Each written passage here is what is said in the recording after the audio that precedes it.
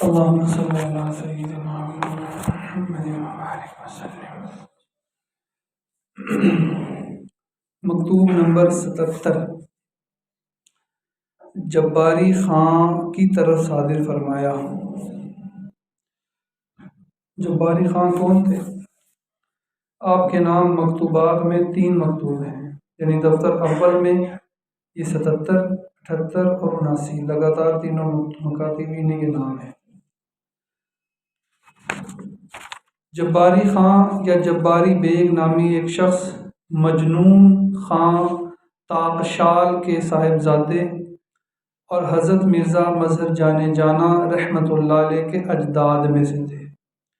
مجنون خان کے انتقال کے بعد جباری خان برائے نام سردار تھے اور ان کے چچا بابا خان سرداری کے فرائض سر انجام دیتے تھے۔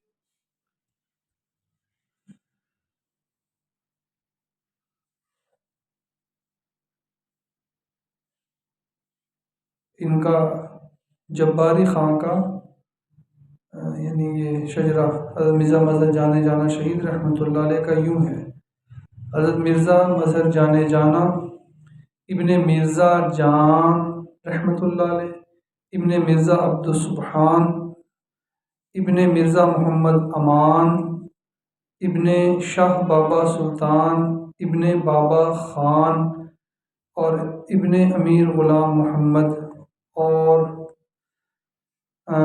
ابن امیر محمد بن خواجہ رستم شاہ بن امیر کمال الدین۔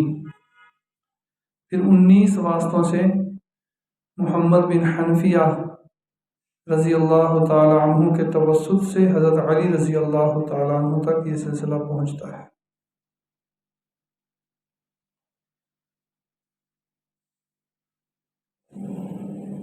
الوی ہے یعنی اس کا مطلب۔ جباری خان کی طرف صادر فرمایا اس بیان میں کہ خدائے بے مثل اور بے مثال کی عبادت اخلاص کے ساتھ کب تک حاصل ہوتی ہے، اس کے مناسب بیان میں الحمدللہ وسلام علی عبادہ الذین اصطفیٰ، بجز حق کے وہ جس کو پوجتے ہیں ہیچ و باطل ہے، جو باطل کی کرے پوجا بڑا بدبخت و جاہل ہے۔ بے مثل اور بے مثال خدائے تعالی جل سلطانہ کی خالص عبادت اس وقت میسر ہوتی ہے جبکہ تمام ما سوا اللہ کی غلامی سے آزاد ہو کر توجہ کا قبلہ ذات احدیت کے سوا اور کچھ نہ رہے،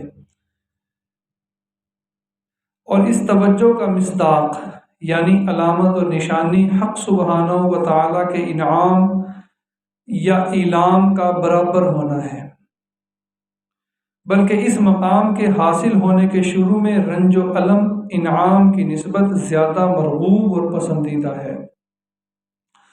یعنی اللہ کی خالص عبادت اس وقت میسر ہوتی ہے جب انسان کی نظر میں اللہ کی طرف سے آنے والا انعام یا مصیبت برابر ہو جائے، اس کا انعام اور اس کا اعلام ایک جیسا ہو، بندے کے لیے ایک جیسا ہو، بلکہ کسی حد تک آنے والی تکلیف زیادہ خوش کرے۔ اگرچہ آخر میں تفویض اپنا ہر معاملہ اللہ کے سپرد کرنے تک نوبت پہنچ جاتی ہے، اور انعام و اعلام جو کچھ بھی حق تعالیٰ کی طرف سے پہنچتا ہے اس کو زیادہ بہتر اور مناسب جانتا ہے۔ وہ عبادت جو جنت کی رغبت اور دوزخ کے خوف کی وجہ سے ہو، در حقیقت وہ عبادت اپنی ہی عبادت ہے اور اس سے مقصود اپنی نجات اور خوشی ہے۔ خواجہ حضرت رابعہ بصریہ رحمۃ اللہ علیہ ایک ہاتھ میں کوئی مشل پکڑی ہوئی تھی اور ایک ہاتھ میں پانی کسی برتن میں اٹھایا ہوا تھا اور جا رہی تھی بڑی تیزی سے۔ کسی نے روکا، بی بی کہاں جاتی ہے؟ فرمایا یہ مشل ہے، اس سے جنت کو جلانے جاتا ہے، اور یہ پانی ہے، اس سے دوزخ کو بجھاؤں گی۔ پوچھنے والے نے پوچھا کیوں؟ تو فرمایا مجھے اب پتہ چلا ہے کہ لوگ عبادت جنت کے شوق میں کرتے ہیں یا دوزخ کے خوف میں کرتے ہیں، اور فرمایا میرے نزدیک یہ کفر ہے۔ وہ حال تھا نا، کیفیت تھی، یہ فتویٰ نہیں ہے، یہ ان کی کیفیت ہے۔ فرماتی ہیں اللہ کی عبادت اس لیے کرنی چاہیے کہ اللہ عبادت کے لائق ہے، نہ کہ جنت کے شوق میں، نہ کہ دوزخ کے خوف میں۔ اگرچہ یہ غلط نہیں ہے، جنت کا شوق، جنت کے شوق میں عبادت کرنا یا دوزخ کے خوف میں عبادت کرنا یہ غلط نہیں ہے، شرعاً اس کا حکم ہے۔ قرآن مجید میں جنت کی نعمتیں کیوں بیان کی گئی، احادیث میں جنت کی ترغیب کیوں دی گئی ہے، غلط نہیں ہے یہ۔ لیکن یہ صوفیہ کا ایک حال ہے، اس حال میں وہ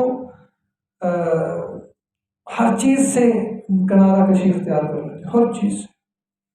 وہ نہیں اقبال کا شعر ہے، زاہد کمال ترک سے ملتی ہے یا مراد، زاہد کمال ترک سے ملتی ہے یا مراد، دنیا جو چھوڑ دی ہے تو عقبا بھی چھوڑ دے۔ تو زہد یہ ہے، دنیا بھی چھوڑ دے، آخرت، جنت، دوزخ، ان چیزوں کو بھی نظر انداز کر دے، صرف اللہ کی طرف اس لیے متوجہ ہو کہ اللہ عبادت کے لائق ہے۔ اور یہی ہمارے دادا پیر سید علاء الدین شاہ صاحب جیلانی رحمۃ اللہ علیہ نے جو تصوف کی تعریف کی ہے، جو ڈیفینیشن کی ہے، وہ یہی کی ہے، اللہ سے اللہ کو اللہ کے لیے مانگنا تصوف ہے، اللہ سے اللہ کو اللہ کے لیے مانگو، یہ فرمایا کرتے تھے۔ کوئی جنت، کوئی دوزخ، کسی طرف توجہ نہ ہو، جب تلک ہے فکر اپنے آپ کی، داستان عشق ہے جھوٹی تیری۔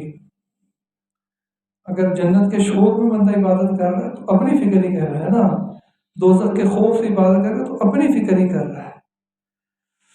اس دولت کا حاصل ہونا فنائے مطلق پر موقوف ہے، اور یہ توجہ ذات احدیت کی طرف محبت ذاتیہ کا نتیجہ اور ولایت خاصہ محمدیہ علی صاحب الصلاۃ والسلام و تحیہ کے ظہور کا مقدمہ ہے۔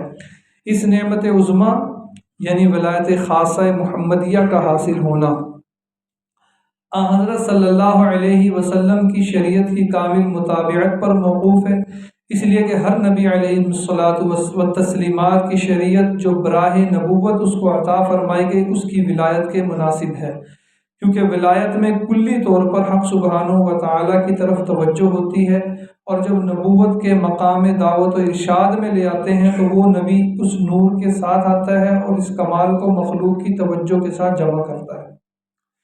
گویا جب انسان کسی بھی کمال کو پہنچتا ہے، اگر تو وہ کمال ولایت کا ہے، اور ظاہر ہے وہ کسی نہ کسی نبی کے زیر قدم ہوگا، تو اس نبی کی ولایت وہاں تک وہ پہنچتا ہے،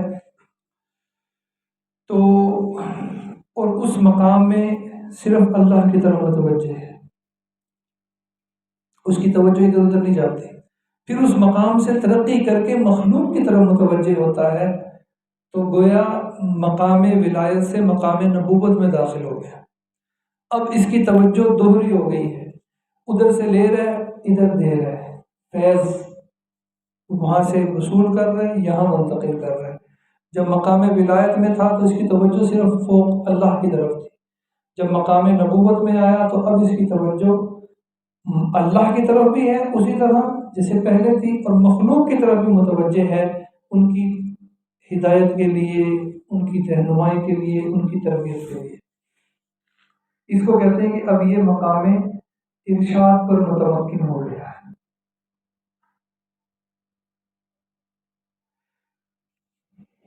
اس کمال کو مخلوق کی توجہ کے ساتھ جمع کرتا ہے، یعنی وہ توجہ بھی اور یہ توجہ بھی، اور مقام نبوت کے کمالات حاصل ہونے کا سبب بھی وہی نور ہے۔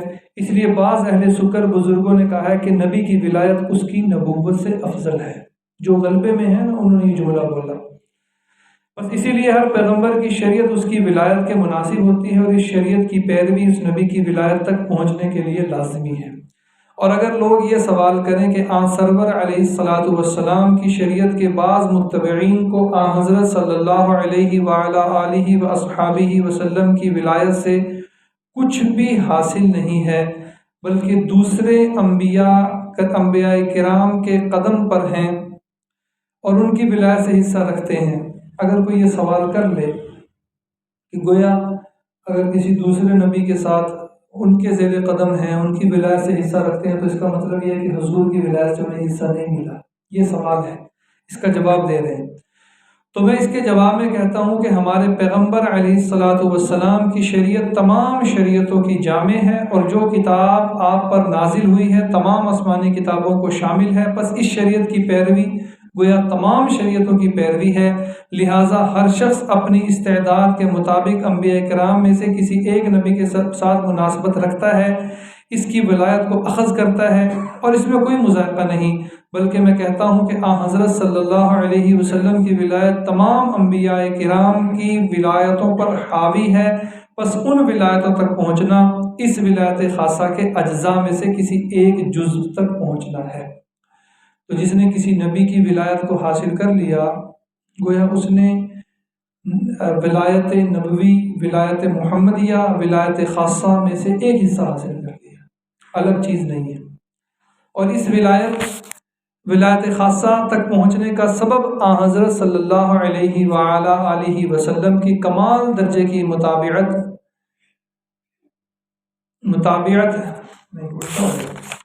اور اس ولایت خاصہ یعنی ولایت محمدی تک نہ پہنچنے کا سبب حضرت صلی اللہ علیہ وسلم کی کامل درجے کی مطابعت میں کمی ہے، اور کمی کے بھی مختلف درجات ہیں۔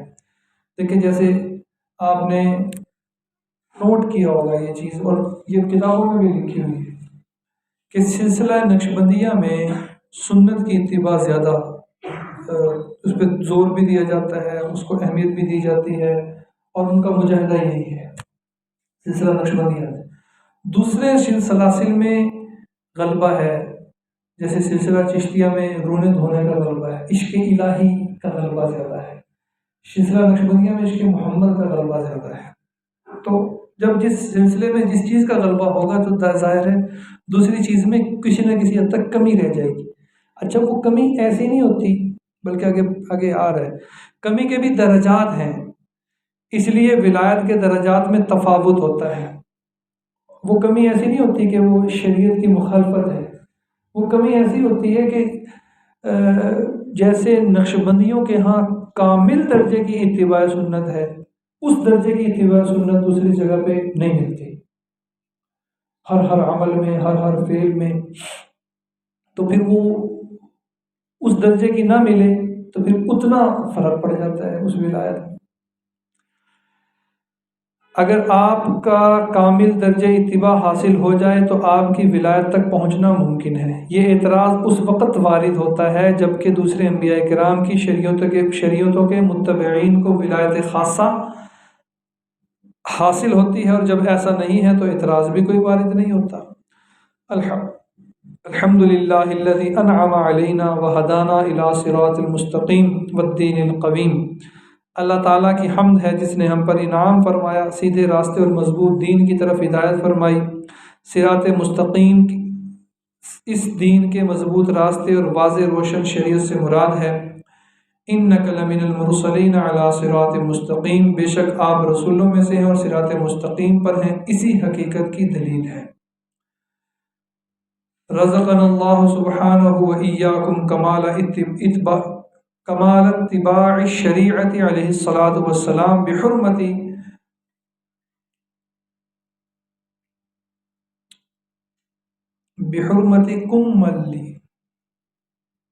کمل اتباعہ و معظم اولیائہ رضوان اللہ تعالی علیہم اجمعین، آمین۔